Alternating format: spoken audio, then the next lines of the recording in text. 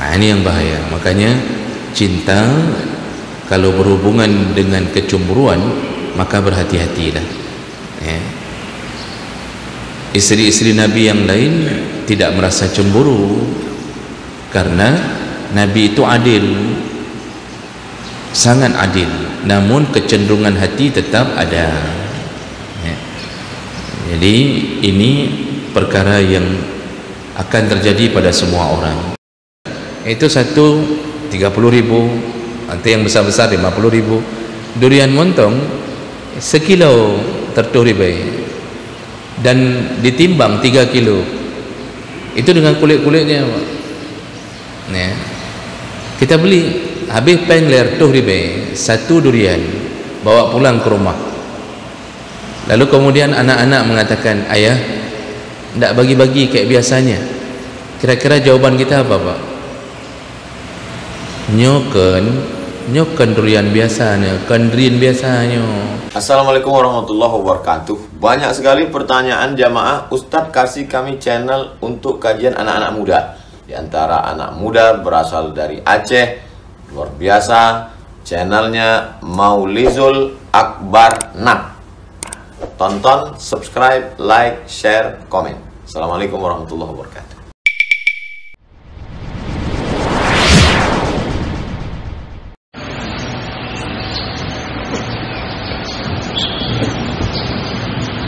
Assalamualaikum warahmatullahi wabarakatuh. Alhamdulillahi rabbil alamin wa bi ni'matihi tatimmu shalihat. Asyhadu an la ilaha illallah wahdahu la syarika lah wa asyhadu anna Muhammadan 'abduhu wa rasuluhul karim. Allahumma shalli wa sallim ala nabiyyina wa sayyidina al-Mustafa Muhammadin wa ala alihi wa ashabihi ajma'in. Amma ba'd. Rabbi shrah li sadri wa yassir li amri wahlul 'uqdatam min lisani yafqahu qawli.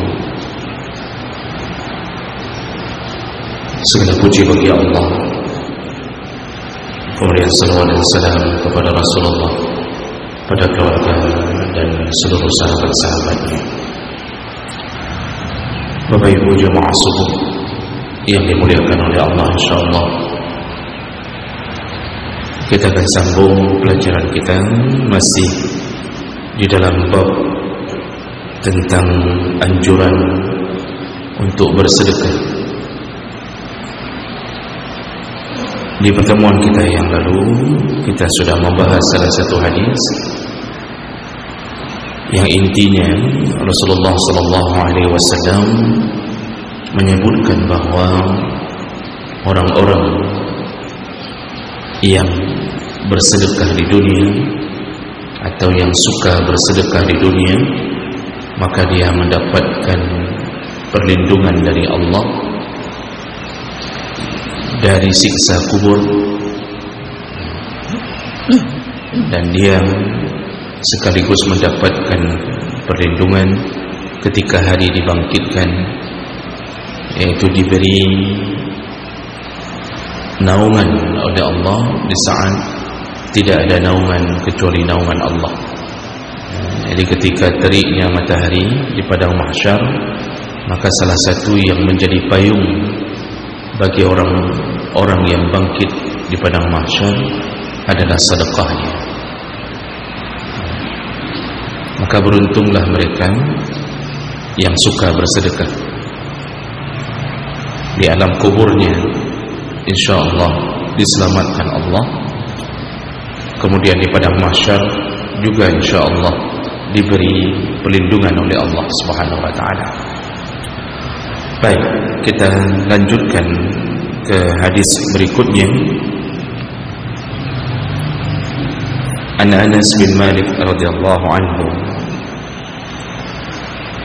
qal, Anas bin Malik berkata, kana Abu Talha aksar al-ansar bil Madinah malan min nakhlin. Jadi kata Anas bin Malik,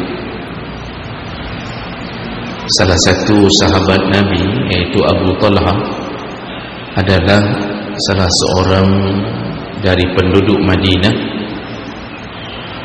yang paling banyak harta, terutama kebun-kebun kurmanya. Jadi salah satu penghasilan orang-orang di Madinah di waktu itu adalah memiliki kebun kurma. Dan Abu Talha memiliki kebun-kebun kurma.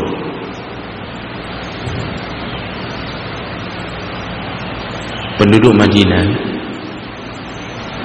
Nabi menjulukinya dengan Ansar karena ketika datangnya orang-orang Muhajirin dari Makkah ke Madinah berhijrah,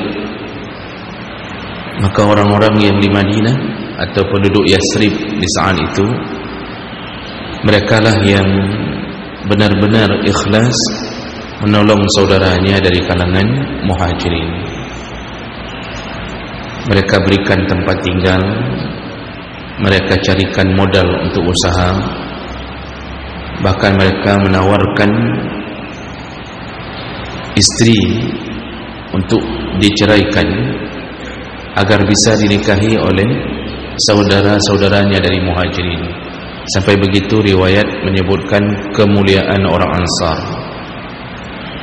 Dan mereka tidak pernah merasa Muhajirin adalah orang-orang yang rendah yang telah mereka tolong.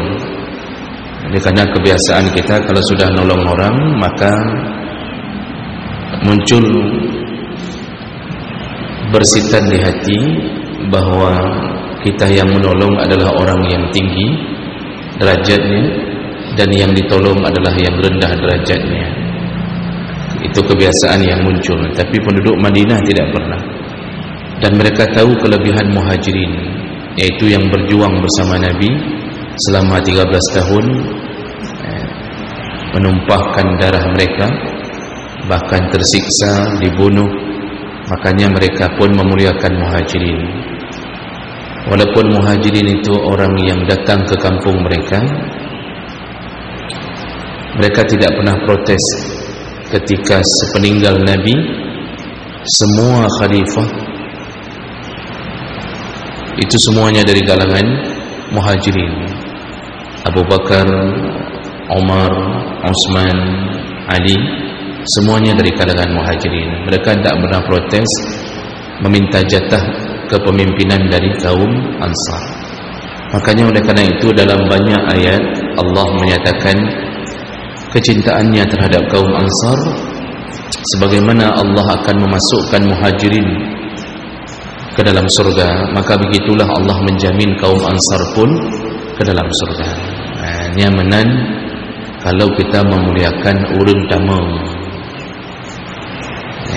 Jadi kadang-kadang sifat kita tidak begitu, tidak seperti Ansar. Ada orang yang pindah ke kampung kita, sudah beranak pinak di kampung kita, tetap kita anggapnya urang tamu, orang masuk. Jadi kita menganggap diri kita yang nenek kita di sini, lalu kita menganggap diri kita adalah asolok. Asolok yang tu daging paling dalam. Jadi kita merasa kitalah pemilik tanah, kitalah yang memiliki kampung ini. Itu contohnya. Begitu ada orang datang ke kampung kita, apakah dia beli rumah, dia bangun rumah, atau dia sewa rumah, langsung dalam pikiran kita itu orang masuk. Jadi kalau orang masuk, tidak didengarkan suaranya, keputusan harus bahasa dulu. Padahal biasanya kampung itu maju kalau banyak orang masuk. Malah kampung tertinggal rata-rata karena tidak menerima orang pendatang atau orang masuk, tertinggal karena pikirannya tidak berbaur. Nah, ini adalah penyakit yang buruk, merasa bahwa orang yang datang ke kampung kita tinggal, kita merasa itu tidak ada kuasa, tak perlu didengarkan suaranya, Itunya kampung-kampung yang terkebelakang begitu cara berpikir. Tapi kalau sudah bagus, malah pendatang jadi kecil, majulah kampung. Itu contoh. Jadi belajarlah dari Ansar bagaimana memuliakan orang yang datang, kecuali yang datang itu ahli maksiat. Itu kalau sudah begitu, itu boleh suruh kejar anjing saja. Kalau yang pendatang itu gara-gara dia datang mabuk-mabuk di kampung kita, kemudian mulai ada keburukan, itu suruh kejar anjing. Daripada dikejar sama anjing, suruh dia kejar anjing. Gitu. Jadi Anas bin Malik ingin menceritakan tentang Abu Talha. Dia punya kebun, dia salah seorang kaum Ansar yang kaya. Wa kana ahabbu amwalihi ilaihi bayruha. Dan di antara kebun-kebunnya, kebun-kebun kurmanya yang paling dia cintai, salah satu kebun kurmanya diberi nama Bayruha. Jadi dia banyak kebun, tapi salah satu kebun yang paling dia senang adalah Bayruha. Kita kan biasa begitu. Kalau kita banyak harta, kita banyak rumah, maka rumah yang paling senang kita singgahi adalah rumah tertentu. Rasulullah sallallahu alaihi wasallam pun tidak bisa menghindari kecenderungan untuk lebih suka sesuatu, itu tidak bisa dihindari. Makanya ketika Rasulullah ditanya, "Ya Rasulullah, di antara sahabatmu siapa yang paling engkau cintai?" Jawaban Nabi, Abu Bakar. Kemudian, "Ya Rasulullah, siapa lagi?" Umar, kata Rasulullah. Lalu ditanya lagi, "Kalau di antara istri-istrimu siapa yang paling engkau cintai?" Apa kata Rasulullah? Aisyah. Jadi Rasulullah berterus terang ada kecenderungan, walaupun kecenderungan itu tidak menyebabkan hilangnya keadilan. Jadi itu biasa. Cuma jangan dimaknakan bahwa itu boleh tanpa keadilan. Karena kalau di antara kita Bapak Ibu mencintai sesuatu, lalu kita lebihkan cinta yang menyebabkan orang lain cemburu, itu bahaya. Nabi Ya'qub alaihi salam menampakkan cinta berlebihan kepada Yusuf alaihi salam dibandingkan anak-anaknya yang lain. Apa yang terjadi? Yusuf dizalimi, dikhianati oleh abang-abangnya hanya dengan satu alasan, yaitu Ya'qub telah memilih kasih di antara mereka. Ini yang bahaya. Makanya cinta kalau berhubungan dengan kecemburuan, maka berhati-hatilah. Istri-istri Nabi yang lain tidak merasa cemburu karena Nabi itu adil, sangat adil. Namun kecenderungan hati tetap ada. Jadi ini perkara yang akan terjadi pada semua orang. Nah, Abu Talha di antara semua hartanya yang paling dia cintai ada satu kebun namanya Bayruha. Wa kanat mustaqbilatal masjid. Kebetulan Bayruha itu posisinya itu berhadap-hadapan dengan masjid. Wa kana Rasulullah sallallahu alaihi wasallam yadkhuluha wa yashrabu mimma in fiha tayyibun. Pernah Rasulullah mengunjungi kebun milik Abu Talha Bayruha. Dikunjungi oleh Rasulullah dan Rasulullah meminum air di dalamnya, dan ternyata airnya pun sangat segar, manis sekali. Jadi saking bagusnya keadaan kebun itu, kebunnya indah, lalu kemudian juga airnya nikmat sekali, sehingga Rasulullah pun mengakui tentang keindahan kebun milik Abu Talha. Lalu kemudian Anas melanjutkan, falamma nazalat hazihil ayah, lalu kemudian pada suatu waktu turunlah ayat yang berbunyi lan tanalul birra hatta tunfiqu mimma tuhibbun.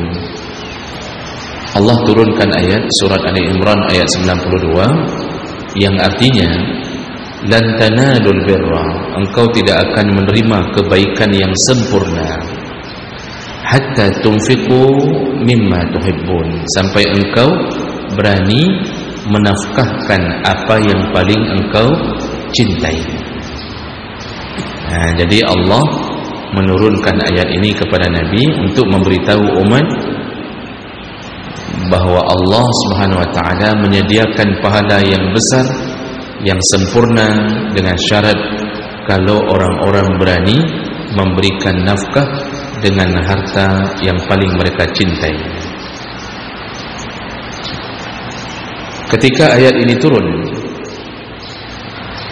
dan itu terdengar oleh Abu Talha, qama Abu Talha ila Rasulillah sallallahu alaihi wasallam, langsung Abu Talha menghadap Nabi sallallahu alaihi wasallam. Faqal, dan dia langsung berkata kepada Nabi, ya Rasulullah, inna Allah tabaraka wa ta'ala yaqul lan tanalul birra hatta tunfiqu mimma tuhibbun. Ya Rasulullah, aku telah mendengar turunnya wahyu yang berbunyi engkau tidak akan menerima kesempurnaan dari kebaikan atau kebaikan yang sempurna sampai engkau menafkahkan apa yang paling engkau cintai. Lalu Abu Talha melanjutkan, wa inna ahabba amwali ilayya bayruha. Ya Rasulullah, aku ada harta yang paling aku cintai. Sebagaimana engkau tahu, aku sangat mencintai kebun yang bernama Bayruha.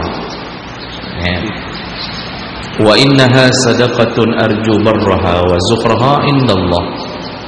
Fada'ha ya Rasulullah haitsu arakallah. Namun walaupun aku mencintai kebun ini, sangat mencintai kebun ini, namun aku berharap bisa menjadi sedekah. Aku berharap kesempurnaan pahala dan kemuliaan dari Allah Subhanahu wa taala. Dengan begitu ya Rasulullah, mulai hari ini ku sedekahkan kebun ini, ku wakafkan kebun ini kepadamu ya Rasulullah. Jadi begitu sikap Abu Talha. Lalu kemudian Rasulullah berkata, faqala Rasulullah, setelah mendengar Abu Talha mengatakan untuk menyambut ayat Allah, dia langsung memberikan atau mewakafkan kebun yang paling dicintainya. Rasulullah kemudian berkata, bah zalika madun rabih, zalika madun rabih. Kata Rasulullah, bagus sekali, sungguh inilah harta yang paling menguntungkan, inilah harta yang paling menguntungkan. Rasulullah mengulang 2 kali, inilah yang paling menguntungkan. Nah, jadi hadis riwayat Bukhari Muslim ini menyatakan tentang keadaan ketika seorang sahabat mendengarkan ayat Allah, seakan-akan mereka sedang berkomunikasi dengan Allah langsung, begitu taatnya kepada Allah sehingga tidak berfikir 2 kali kalau seandainya urusannya adalah urusan berkorban untuk Allah.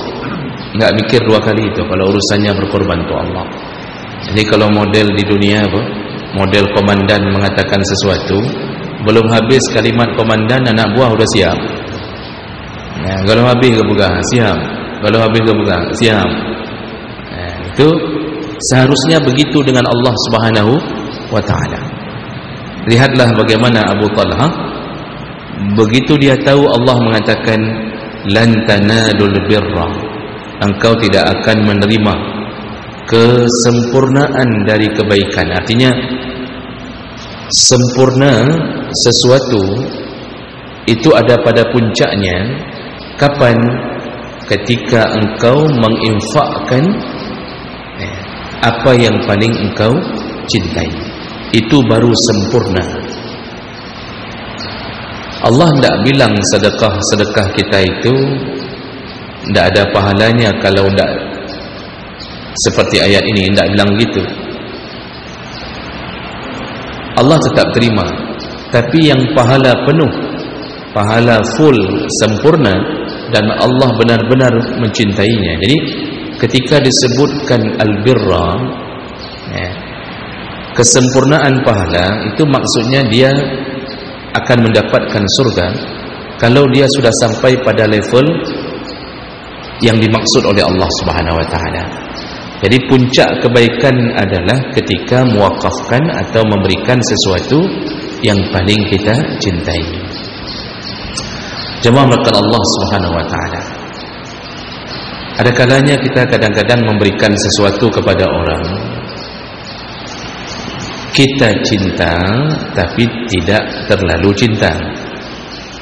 Artinya kita masih bisa begitu mudah melepaskannya. Kita memasak kari kambing di rumah. Kita memasak kari kambing di rumah. Kita suka sekali dengan kari kambing, sangat suka. Walaupun kita suka, tetapi juga kita tidak berat untuk berbagi kepada orang lain. Jadi kita suruh istri kita, bagi-bagilah, kasih ke tetangga sedikit, bawa mangkok, kasih ke tetangga sedikit. Begitu berarti mudah bagi kita melepaskannya. Kenapa?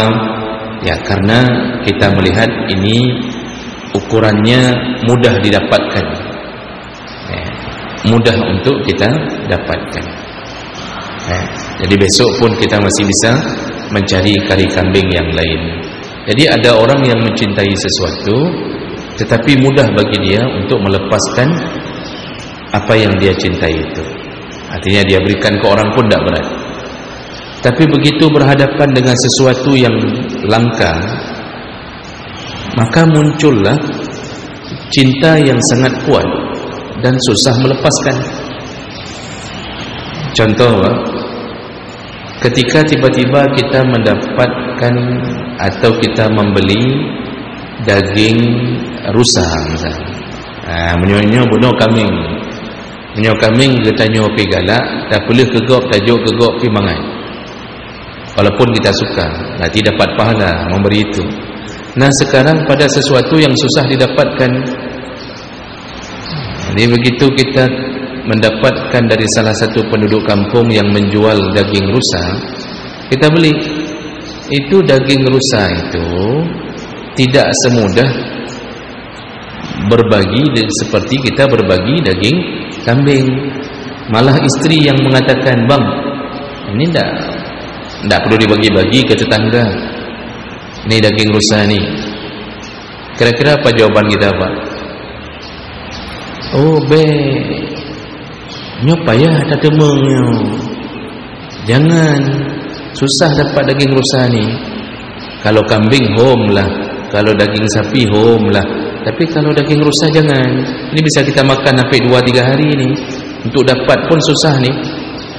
Lihatlah bagaimana perasaan hati ketika mendapatkan sesuatu yang langka dan kita suka dan mencintainya dengan sempurna. Disitulah tantangan Allah turun. Berani engkau berikan sesuatu yang engkau benar-benar mencintainya? Kalau kita pun masih berlaku dengan perasaan yang sama, kita akan menyahut istri kita dengan mengatakan, "Udah, tak apa-apa, bagi aja." Sayang pun tetangga-tetangga itu tidak pernah pun mereka merasakan bagaimana lezatnya daging rusa. Contoh, di situ baru sempurna. Jadi yang kemarin-kemarin itu pahalanya besar, tapi begitu berani memberi sesuatu yang kita sendiri susah melepaskannya, disitulah kesempurnaan muncul. Disitulah kesempatan masuk surga lebih dekat. Kalau kita beli durian, Pak, kita beli durian di musim durian, lalu kita berbagi, itu adalah perkara yang orang akan melakukannya. walaupun agak berat di hati, tapi orang akan melakukannya. Jadi setelah dia buat durian itu menjadi kuah durian, lalu kemudian dia masakkan ketan, dia bagi ke tetangga, orang masih mampu melakukannya. Tapi seandainya yang dia beli adalah durian montong, pernah nih Pak, montong. Kalau yang dia beli durian montong Pak, yang sekilonya, pada sekilo 10 ribu.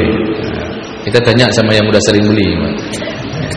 Kalau yang durian montong itu sekilo saja mungkin 100 ribu.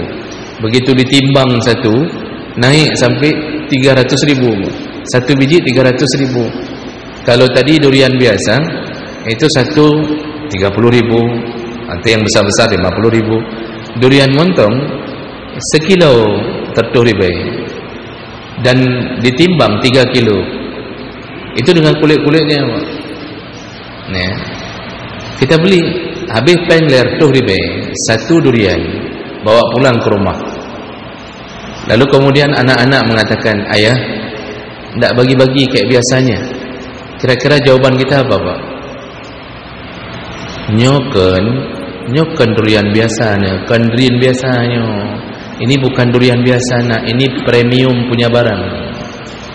Mahal ayah beli ni 300 ribu ni. Tak usah kita bagilah. Ini kita susah dapat yang kayak gini. Itu yang akan terjadi. Itu yang akan terjadi. Makanya Bapak Ibu, turunlah ayat, engkau tidak akan mendapatkan kebaikan yang sempurna. Artinya kalau biasanya engkau dapat, tapi puncak kebaikan ketika engkau berani mewakafkan atau memberi sesuatu yang paling engkau cintai. Makanya sahabat begitu mendengarkan ayat ini, hatinya langsung menyambut permintaan Allah. Oleh karena itulah Abu Talhah mendatangi Rasulullah, mengatakan, ya Rasulullah, engkau tahu aku begitu mencintai kebun yang engkau pernah datang, yaitu Buraihah tadi. Tapi hari ini demi mendapatkan janji Allah, yaitu pahala yang sempurna, maka kuwakafkan kepadamu ya Rasulullah. Ini iman, inilah iman. Jadi mereka itu tahu dengan imannya Allah tak akan melanggar janji untuk memberi pahala yang terindah. Yang kedua, mereka tahu dengan imannya bahwa surga melebihi daripada kebun yang mereka cintai. Jadi kalau orang sudah sampai ke level, alah udahlah, bagi ajalah, walaupun ini mahal, bagi udah, karena nanti Allah pasti akan memberi surga yang melebihi daripada durian montong ini. Allah akan memberi surga melebihi daripada daging rusa ini. Jadi terbayanglah keindahan-keindahan surga yang tidak sebanding dengan apa yang kita keluarkan di dunia. Maka Bapak Ibu yang Allah muliakan, ini yang paling susah kita lakukan. Memang baca mangat, baca dengar mangat, baca pubur kau susah Pak. Oleh karena itu Allah menyindir di dalam surat Al-Baqarah ayat 260 sekian Pak, 266 atau 267 itu. Allah mengatakan, wa anfiqu min thayyibati ma kasabtum mimma akhrajna lakum minal ard wa la tayammamul khabisa minhu tunfiquna wa lastum bi'akhidhi. Kata Allah, infakkanlah harta apa yang telah yang dari baik-baik yang kami berikan kepadamu. Lalu kemudian, di sini kemudian Allah mengatakan, janganlah engkau memberi sesuatu yang engkau sendiri memicingkan mata, illa an tughmidu fi, engkau sendiri memicingkan matamu. Jadi Allah ingin mengatakan, engkau sendiri pun tak mau ambil, walastum bi'akhidhihi illa an tughmidu fi, Kamu sendiri pun tak mau. Itu yang kamu berikan kepada orang. Jangan lakukan seperti itu, kata Allah. Ini yang paling sering terjadi. Jadi begitu kita punya sesuatu mau kita berikan ke orang, yang kita beri, yang kita sendiri tidak terlalu suka. Jadi kalau seandainya kita ingin memberikan sedekah, kita sendiri pun tidak terlalu cinta. Maka oleh karena itulah ketika kita buka dompet ingin memberikan kepada fakir atau ingin memberikan sedekah ke masjid, selalu pilihan kita pada warna uang yang kita tidak terlalu suka. Biasanya warna uang yang paling kita cintai warna apa, Pak? Merah, Pak. Warna merah itu warna uang yang paling kita cintai. Jarang sekali orang tercabut warna merah dari dompetnya dimasukkan ke celeng masjid. Pilihan kedua biru pun masih jarang. Pilihan ketiga hijau, yang 20 ribu. Hijau pun masih jarang. Pilihan keempat warna agak ungu-ungu sedikit, ini warna nila sedikit, warna 10 ribu, itu pun masih jarang. Yang paling suka orang memberi apa? Yang dia pun berfikir, alah, ini saya pun tak tahu mau beli apa ini. Jatuhlah pilihan pada warna abu-abu, peng waribe, waribe, orang Aceh Raya ke waribe,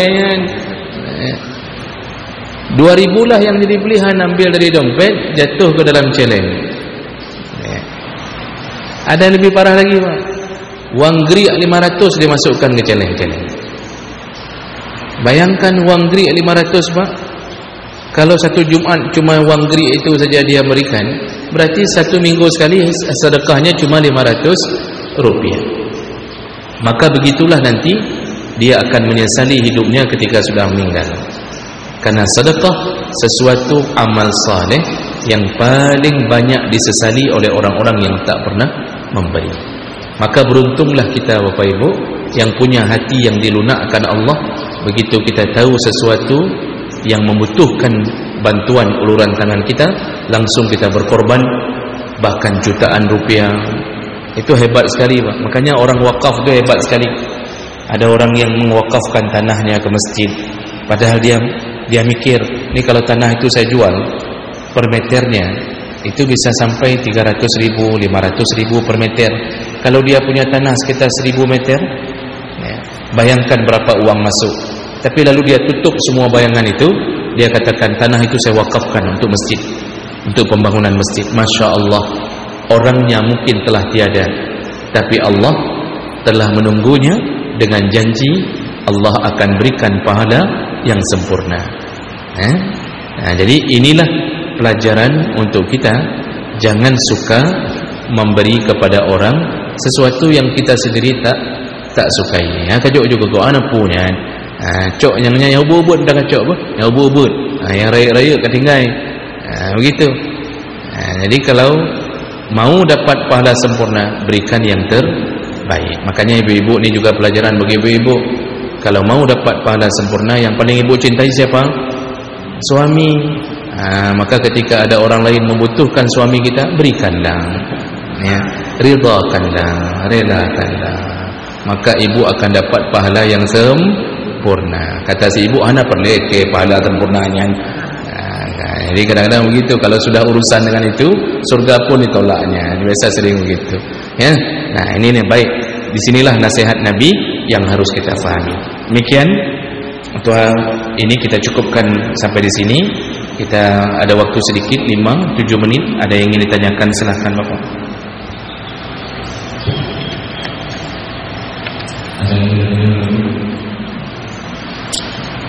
Tidak ada ya? Baik. Untuk subuh hari ini tidak ada pertanyaan, alhamdulillah. Begitu yang kita harapkan memang. Dan insyaallah kita bertemu kembali di pertemuan yang akan datang. Dan semoga yang hadir Allah telah catatkan pahala, dan semoga Allah kumpulkan kita kembali di dalam surganya. Amin ya rabbal alamin. Subhanakallahumma bihamdik, asyhadu an la ilaha illa anta, astaghfiruka wa atubu ilaik. Wassalamualaikum warahmatullahi wabarakatuh. terima